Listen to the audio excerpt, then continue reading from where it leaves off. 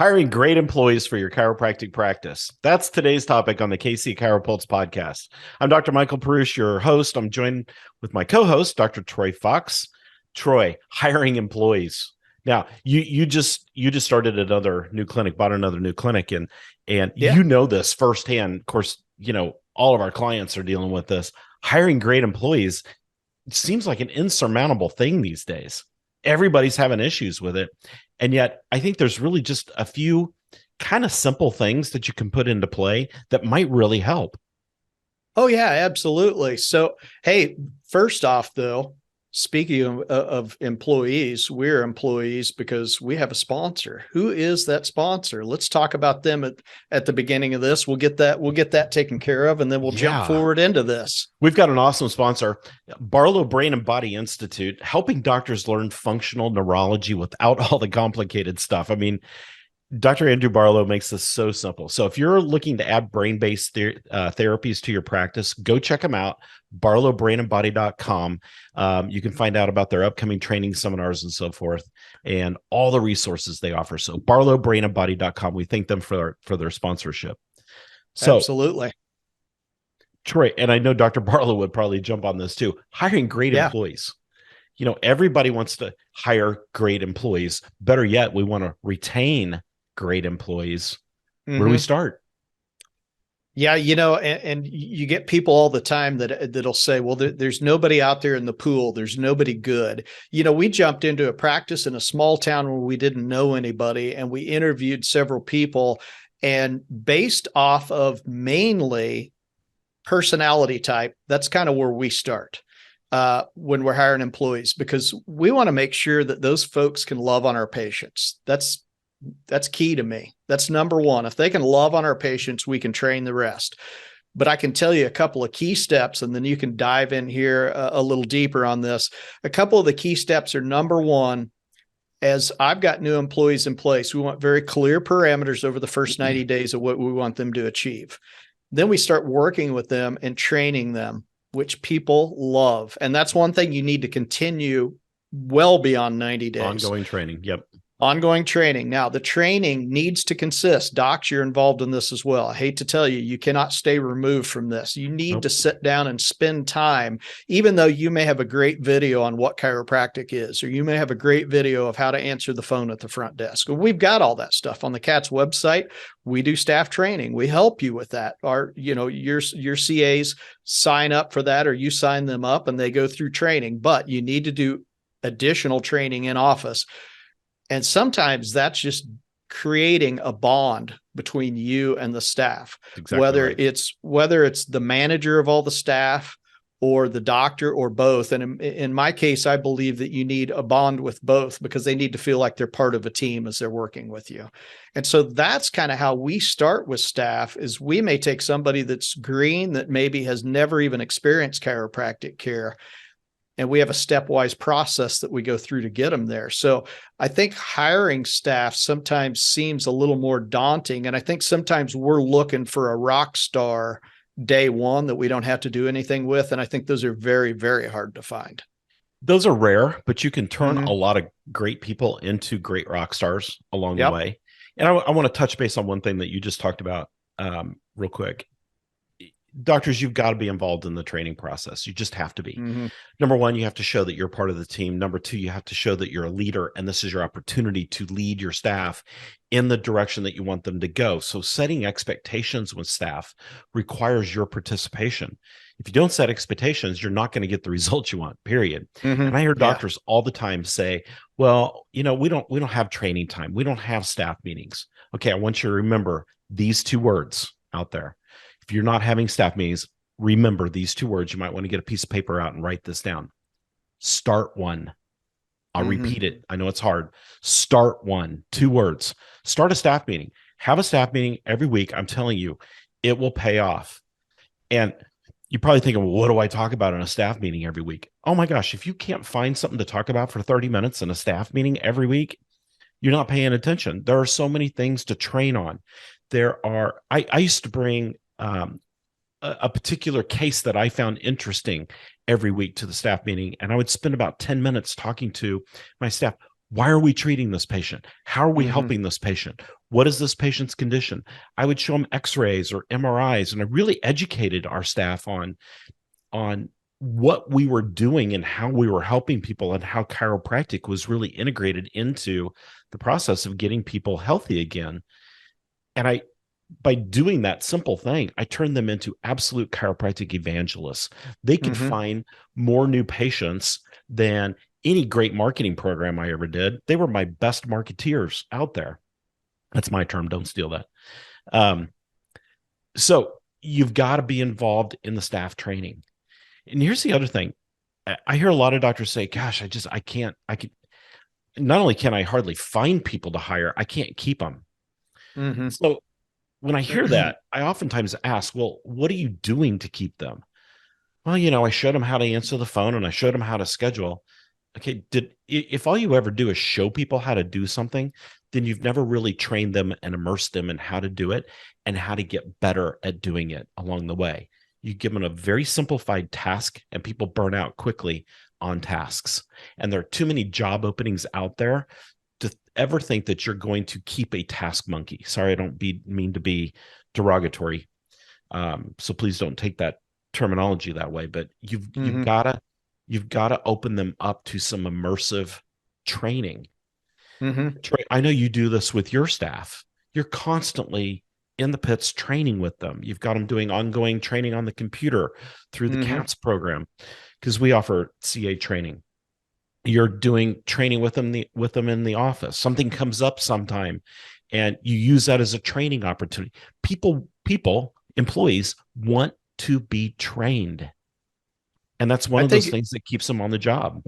Yeah, and I think it helps when you're doing this. There are times when just the opportune moment, when you have just a few minutes and a staff member standing there, like you were talking about cases with staff members is huge, because they understand now why maybe they're applying a certain therapy, or why maybe you're doing an adjustment and doing some dry needling, or you're doing an adjustment and decompression with that patient, or maybe why you released a patient.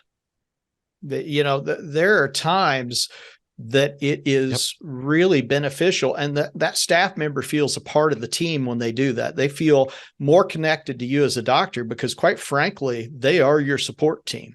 Yeah. And so if they're not part of your team and you're separate from the team, that's in a lot of cases where we see a lot of disconnect and folks that become disgruntled because they feel like, I'm not really getting that much training. The doctor doesn't really ever talk to me. I don't have a relationship with the doctor at all. He just buzzes in and buzzes out, never takes a couple minutes. I like to step over to the side, like at the end of the day. We get to the end of the day and the last patient's either on therapy, or maybe they've already exited the building, and maybe I'm getting ready to leave, but I know the staff still needs to be there for another hour to close out. They're going to shut the building down. They're going to do all the things that I, quite frankly, am glad that they're doing, so I can leave. But it's nice to step over and ask, how was your day today? Any issues that you had? What was the biggest thing that you picked up on today with your training? Yeah. And just give them a minute to kind of air out whatever, whether it's good, bad, or indifferent. I want to know. Some people think that you don't want to know the bad. I'm the first guy that I want to know what's going on, because your best training opportunities. if there's a problem, I want to pick it up early, and we want to be able to train past it, or we want to avert a disaster. Yeah. If I hear verbiage on the phone that I'm like, that's not really exactly what I was hoping they would say. What a training opportunity. Here's how I would do this. Yep. Another great thing to do, and I used to do this all the time, instead of always just letting my staff close the practice down on the end of the day and I'd skirt out. Sometimes I had to skirt out of there, but if I didn't have to leave, I would go up front and I would say, hey, what can I help with? What can I do for you? I'm a good trash guy. Yeah. Can I help with the trash? Can I do some input for you? To which they would always say, no, get out of the way. Yeah. But going up there and offering to pitch in and help does one great thing that I think a lot of people miss. It takes what sometimes seems like a trivial duty and turns it into one that, oh, the doctor's willing to do this too. It's no longer trivial. It has meaning, because when the doctor steps up and wants to do it or wants to help out or is willing to do something, like toner in the copier, I was always the one that did the toner. Why? Because it's messy. And I didn't want my staff to have to deal with getting it all over them. And of course, they would always laugh at me because I would get it all over me. But, doing those kind of things takes the trivialness out of day-to-day tasks and helps the staff really see, oh, this is really important. Even the doctor wants to do it. I think that's showing everybody that it's game day every day. Every day. Every day is game day. And maybe you go out and you see that the coffee maker, we've got a little Keurig thing that's got a clear plastic. And I see that maybe it's only an inch deep in water. Well, we're going to need more than that. We're going to have several people get coffee. I mean, it's not like everybody that comes through gets coffee, but I know that we're probably going to empty that reservoir this morning, especially if it's a cold day. So I jump up and go put water in it. It's game day. It's all hands on deck. Everybody look around and see. Do we have dead leaves on plants? Can we grab those real quick before the door opens? I'm not afraid to run up front and cut a couple leaves off. Check your room. Make sure that your disinfectant is full. You don't have to holler at a staff member, hey, you didn't fill my disinfectant. So as a team member, I think sometimes if we jump in and do that, and I think that's just something that most of us naturally do. And I don't think you need to draw accolade to yourself, but I agree with you. Stepping up to the plate and saying, hey, I got a few extra minutes. What can I do to help you get out of here early? It's Friday afternoon. Yeah. Hey, that's huge. And those are the types of opportunity. It's not how much your staff makes. Now, do they need to make enough to survive and make it worth their time? Sure. Absolutely. Sure. But they want to be recognized for what they do. They want to know that they're important in what they do. And they want to get trained. And we talked about the training already, but being important, which sometimes is as simple as saying, hey, you did a really great job today. I was listening to you talking to that patient as they left, and it was phenomenal. And then maybe you show up with an overpriced coffee card on Monday for them, or a small candle or something like that. Just a little thing like that lets them know, I appreciate what you did. Most people don't work at a place long-term because they're making $1 million a year. No, it feels good. It feels good when the doctor shows their gratitude. Absolutely. I think that's important always, to let your staff know that you're constantly and consistently proud of what they do. Yeah. And I'm going to add 2 more things in. One, they want a culture that feels like a team, that promotes being a team, and they want to work in a culture that promotes respect for one another. And when you put all that together with the training and the gratitude and so forth, when you put all that together, you're going to retain staff. Now, how do you find staff? Yeah, it's a crazy employment market. I won't drop the ball on that. But here's one thing I'm going to tell you: get creative in your search process. What does your ad look like that you're putting out there? Is it we need another team member to be on our team to help us file some insurance and schedule some? Boring. You know what?